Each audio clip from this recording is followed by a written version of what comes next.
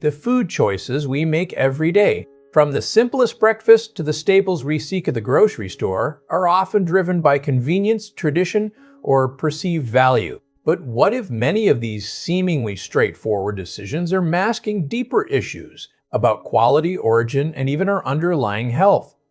Think about the last time you picked up an avocado or a carton of eggs. Did you consider the complex journey these foods undertook to reach your table? Or the systemic shifts in agriculture that might compromise their nutritional integrity? The bright, vibrant hues we associate with fresh produce and healthy yolks can, in many cases, be a carefully manufactured illusion, driven by economic pressures and marketing, rather than genuine nutrient-rich biology. This isn't about fear. It's about understanding the subtle, yet significant, ways our food landscape has transformed, and how this impacts everything from the micronutrients on our plate to the macro trends in our health. What's often missed is the direct line from industrial farming practices to unexpected health outcomes, like persistent skin issues, or even how historical marketing campaigns continue to shape our daily meals. By peeling back the layers on common assumptions, we can uncover a more informed approach to nutrition, one that honors both our biological needs and the true essence of wholesome food. Let's begin with a staple many associate with health, the avocado. For many years, avocados were primarily a domestic crop, particularly in regions like Southern California. However, the surge in global demand over recent decades led to a significant shift in production. Mexican growers, benefiting from distinct climate advantages and often lower production costs, dramatically increased their output, allowing them to offer avocados at prices American growers found difficult to match. This economic pressure, coupled with extended periods of drought in traditional growing areas like California, has made it increasingly challenging for local American avocado farmers to compete effectively. Consequently, many smaller, quality-focused producers have been marginalized or pushed out of the market entirely. This dynamic means that while avocado availability has soared, the overall quality, particularly in terms of ripeness, consistency, texture, and perhaps even nutrient density, has demonstrably shifted. Many consumers, myself included, have observed that local avocado crops appear less vibrant and smaller, indicating this broader impact on quality. This brings us to a crucial question. How do we identify good quality avocados in this evolving landscape? It's not always evident by simply examining the fruit in a grocery store. The challenge lies in tracing the origin and understanding the growing practices. Here's where this becomes clinically relevant. A deeper understanding of food sourcing can directly influence the nutrient profile you consume. My recommendation is to actively seek out farmers markets. This approach offers a direct line to the grower, allowing you to inquire about their cultivation methods and environmental conditions. Supporting local farmers markets extends beyond personal benefit. It sustains local agriculture, often promoting more sustainable and thoughtful farming practices, which are generally associated with higher quality produce. As local farmers often have a vested interest in their product's integrity and can provide transparency that large-scale distribution often lacks. Transitioning from produce to protein, let's consider another breakfast essential: eggs. We've all noticed the fluctuating, often soaring prices of eggs recently. This isn't just an economic blip, it's a direct consequence of a severe, ongoing epidemic of avian influenza or bird flu impacting poultry populations across many countries, including the United States. When a single bird in a flock becomes infected, standard biosecurity protocols often require the culling of the entire flock to prevent wider transmission. This protective measure, while necessary to contain outbreaks, drastically reduces the number of egg-laying hens available. The fundamental economic principle of supply and demand then dictates that with fewer hens producing eggs, prices inevitably rise. This situation highlights the fragility of large-scale, concentrated animal agriculture systems, where disease can have cascading and immediate effects on consumer markets. This naturally leads us to a fascinating distinction between egg handling practices globally. If you've ever shopped in Europe, say in Italy or France, you'll notice eggs casually displayed on unrefrigerated shelves. In the United States, however, eggs are invariably kept refrigerated. This isn't an arbitrary cultural difference, it's a direct response to varying standards of bacterial contamination. Quite frankly, the bacterial load in conventionally produced U.S. eggs tends to be significantly higher than in Europe. The core reason lies in our agricultural practices. In the U.S., it's permissible to house tens of thousands of hens in massive warehouses and yet still label their eggs as cage-free or even free-range under current definitions. These densely populated environments can unfortunately foster bacterial growth, leading to a higher risk of contamination within the eggs themselves. This stark difference is why American restaurant menus often carry warnings about consuming raw or undercooked eggs, a caution rarely, if ever, seen in European establishments where bacterial prevalence is simply much lower due to different farming standards. What's often missed is that this wasn't always the case for American eggs. For many of us who grew up in earlier decades, particularly in rural areas, egg production was far different. I remember growing up in Omaha, Nebraska in the 50s and 60s when egg production was predominantly handled by family farms. Chickens were integral farm animals, not just commodities. They were often allowed to roam fields alongside grazing cows, fulfilling their natural role as insectivores. They'd scratch through manure, looking for grubs, inadvertently spreading the manure and fertilizing the soil. They'd then return to the henhouse to lay their eggs. These chickens were too valuable as working farm animals to be readily consumed. Their eggs, produced from a diet of insects and diverse foraging, boasted intensely orange yolks, a color now rarely seen in conventional eggs. Fried chicken, a modern staple, was a rarity. An older, tougher hen would be stewed for hours only when she could no longer lay. This historical context underscores how deeply industrialization has transformed our perception and expectation of eggs. Now, this becomes particularly important when we consider yolk color.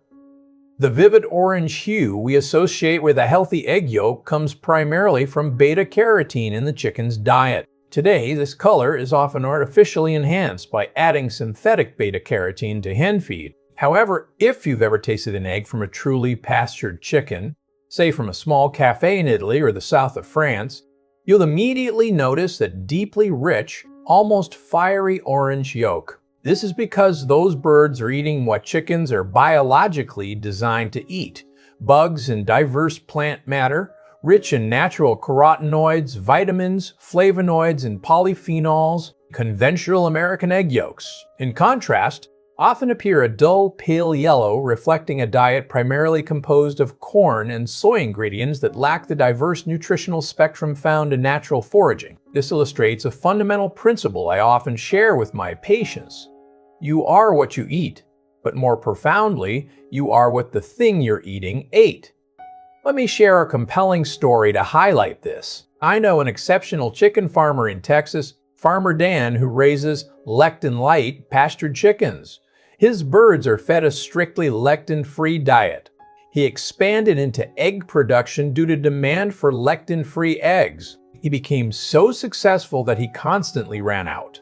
One of my patients, seeking his eggs, was told to try other pastured eggs when Farmer Dan's were unavailable. This patient sourced pastured eggs from another farm but reacted severely, experiencing significant discomfort. Upon investigating the other farmer's feed, it turned out the chickens were being fed peanut meal, ground catfish meal, and corn, all lectin-rich ingredients. Farmer Dan later provided my patient with a dozen of his truly lectin-free eggs, and the patient had no adverse reaction. This anecdote powerfully demonstrates that even seemingly healthy pastured labels can be misleading if the underlying feed quality is compromised.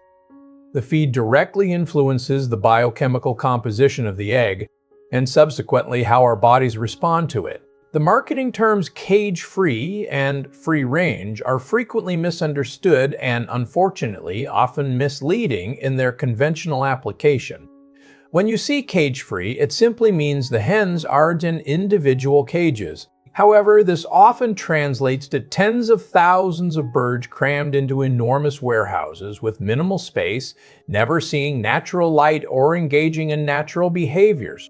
They're technically not caged, but their environment is far from ideal. Similarly, the definition of free range is equally disappointing. The legal standard, established in 2007, permits a farm to designate chickens as free range. If they merely have access to a small patch of dirt or grass, perhaps a 3 by 3 yard space for as little as 5 minutes every 24 hours, the potential for a chicken to go outside is enough to earn the label, regardless of whether they ever actually do. What's often overlooked about organic labeling is that while organic chickens must be fed organic corn and soybeans, which avoids pesticides, this still represents a highly unnatural diet for a chicken. Even more concerning, if the price of organic feed dramatically increases, producers can temporarily switch to conventional feed and still label their eggs as organic, claiming they intended to use organic feed. This highlights the inherent limitations and potential loopholes in many certification systems.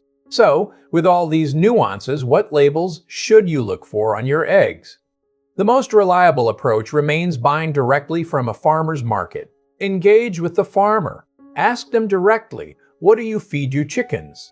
I recall asking a farmer at a Phoenix market this question, and her response was, I don't feed them anything. They work for me. Similarly, a Santa Barbara farmer once told me to return in the fall when her chickens forage in a pomegranate orchard, and she promised the most intensely orange yolks. These direct interactions ensure transparency and often lead to superior, more nutrient-dense eggs.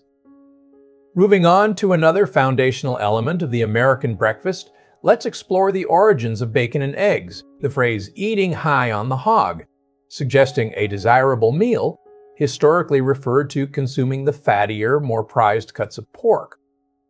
Interestingly, Cincinnati was once a major hub for hog processing. In an era when transporting corn to market was logistically challenging and expensive, Midwest farmers would feed their corn to pigs, then drive the pigs to Cincinnati. This made the hogs, in essence, mobile carriers of agricultural value, a highly efficient way to bring corn's value to market in a more stable form. This economic strategy elevated pork and bacon as accessible and valuable food sources, deeply integrating them into the American diet. Here's what often gets overlooked. Our breakfast traditions, particularly cereals, have a surprisingly recent and commercially driven origin. Cereal, in its now ubiquitous flake form, didn't exist until the early 20th century. The Kellogg brothers, working at their Adventist sanitarium in Battle Creek, Michigan, were trying to encourage their patients to consume grain products. Their patients, however, found plain grains unappetizing. A neighbor, C.W. Post, founder of Post Cereals, demonstrated that if wheat was cooked into a mash, sweetened with sugar, and then dried into flakes, patients would readily consume it. Kellogg's Corn Flakes, introduced in 1906, were famously marketed as the world's first pre-digested food.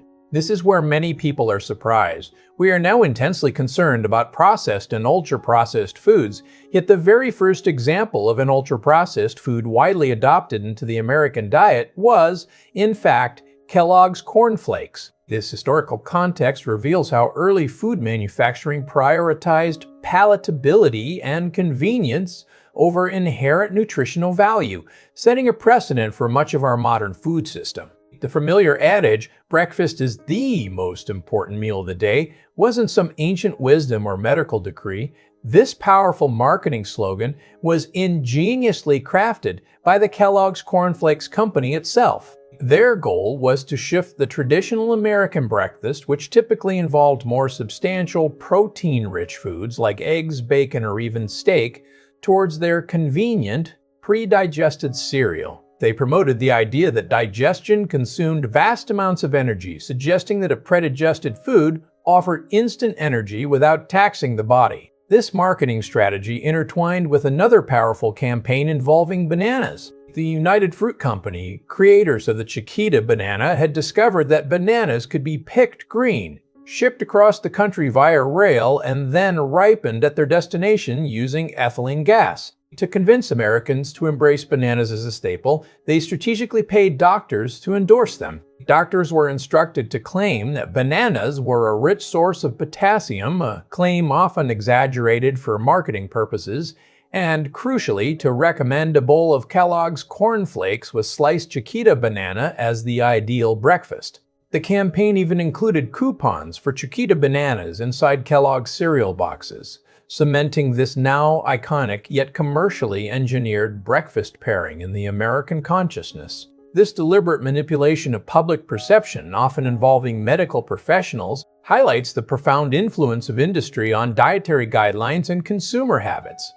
This also connects directly to the rise of breakfast sandwiches and other portable options. In our increasingly busy society, any food format that allows people to consume a meal on the go, rather than requiring a sit-down experience, gains immense popularity, whether it's traditional eggs and bacon or a bowl of cereal. Transforming these into a handheld portable item offers incredible economic advantages for companies seeking to maximize sales and convenience. This trend further distances us from meals prepared with whole, unprocessed ingredients, favoring speed over nutritional density. Now, let's critically examine the USDA food pyramid, which significantly shaped dietary guidelines for decades. It's essential to remember that the Department of Agriculture, which developed and promoted this pyramid, fundamentally has a mandate to promote agricultural products. Their primary objective isn't necessarily public health, but rather the sale and consumption of farmed goods. Naturally, their recommendations heavily favor these products. For instance, the original food pyramid controversially suggested consuming 7, and later up to 11, servings of grain products daily. Think about that for a moment. If the goal were to effectively promote obesity within a population, recommending such high quantities of grain products would be a remarkably effective strategy. This historical guideline inadvertently encouraged a diet high in easily digestible carbohydrates, which can profoundly impact metabolic health. To illustrate the practical implications of such guidance, let's consider the glycemic impact. A single slice of bread, regardless of whether it's whole wheat, white, or sourdough, contains the equivalent of about 4 teaspoons of sugar in terms of how it affects your blood sugar. White bread, for example, actually has one of the highest glycemic indexes of any food ever studied, often serving as the benchmark, 100 for this measurement. To put it in perspective, a spoonful of pure table sugar has a glycemic index of around 75. So if you were to follow the original USDA recommendation of, say, 11 servings of grain products a day and assume each serving is a slice of bread, you'd be consuming the equivalent of 44 teaspoons of sugar daily just from bread. Most people would likely be astonished by this figure and might even prefer to simply consume 44 teaspoons of sugar directly, rather than thinking of it as a healthy proportion of grains. This demonstrates how seemingly benign food recommendations can have significant, often detrimental, metabolic consequences, particularly when viewed through the lens of sugar load. Finally, let's shift our focus from diet to skin health, specifically the persistent concern of dark spots. Many common homemade remedies for dark spots often involve acidic or abrasive treatments like bleaches. While these might seem to offer a quick fix, the reality is that many such bleaches are caustic. They can cause more damage to the delicate skin barrier, and ironically, skin damage itself can actually trigger the formation of more dark spots. So, unfortunately, many DIY approaches can exacerbate the problem rather than resolve it. The first step in genuinely addressing dark spots is understanding their underlying biological mechanism. These spots, often referred to as age spots, are primarily caused by the formation of advanced glycation end products, appropriately nicknamed AGEs. This is where the term age spot truly originates. AGEs are formed through a chemical process known as the Maillard reaction, the same reaction that gives brown food its characteristic flavor and color. In our bodies, this reaction occurs when sugar, protein, and the body's natural heat combine. Since we consume sugar and protein and our bodies are constantly warm, this reaction is happening 24 hours a day, generating these AGEs. Here's where this becomes clinically relevant. You often hear about A1C tests on TV, measuring blood sugar control. A1C is a direct marker for advanced glycation end products attached to our red blood cells. Since red blood cells circulate for about 2 months before being recycled, the A1C test provides an excellent snapshot of average sugar and protein binding over that period. A high A1C indicates a high level of AGE formation throughout the body. Given this, it's no surprise that AGE spots or dark spots frequently appear on the skin, which is a visible indicator of these internal processes. In practical terms, controlling blood sugar and reducing dietary sources of AGs can have a tangible impact not just on overall health, but on skin appearance as well. The systemic nature of health means that factors like diet, stress, and sleep are interconnected. For instance, chronic stress can elevate cortisol, impacting blood sugar regulation and potentially contributing to AGE formation. Poor sleep quality can similarly disrupt metabolic processes. Hormonal imbalances can influence skin health and inflammatory responses, which are also connected to AGs. Adequate circulation is vital for nutrient delivery and waste removal, including damaged cells. And nutrient absorption, influenced by gut health, dictates the availability of antioxidants that might help mitigate aging damage. Therefore, addressing dark spots or any health concern requires a holistic perspective, acknowledging that internal changes often precede visible ones, and that consistency in healthy habits rather than intense short-term fixes yields the most sustainable benefits. Individual variability means that what works for one person may need adjustment for another, so patience and personalized strategies are key. If you found this discussion insightful, consider subscribing for more in-depth explorations of health and nutrition. And in the comments below, share your age and what health concern currently occupies your mind the most. This content is educational only and not medical advice. For persistent concerns, consult a qualified professional.